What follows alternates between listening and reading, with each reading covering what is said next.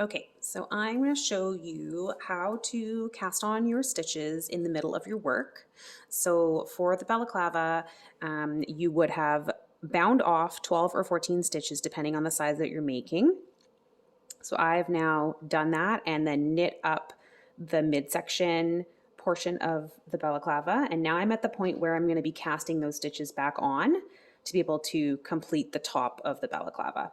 So I have my stitch marker in place and I've just knit my stitches, my 16 stitches, up to where I'm ready to cast on. So there's a couple of ways you can do this. The easiest way to cast on is literally to just pick up your yarn and give it a twist and loop it on.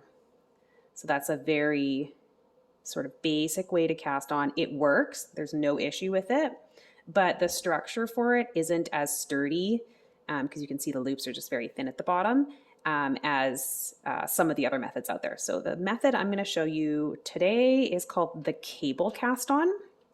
It's kind of a bit of a funky trick.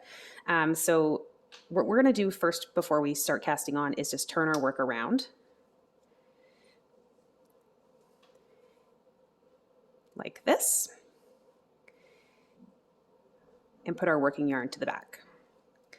So rather than putting your needle through as a standard knit stitch as you would, what you're going to be doing to cast on is you're going to be inserting your needle into the space in between the two stitches on your left needle. So you're just going to go ahead and put your needle in, and then you're just going to wrap your yarn, pull your yarn through, and wrap it all the way around and loop it onto your left needle. Then you're just going to do the same thing all the way along, loop it around, and cast it onto your left needle. And you're going to do this the whole way along for 12 stitches, and you can see it really just gives it a bit more of a sturdy bottom. And that's how you do the cable cast on in the middle of your balaclava.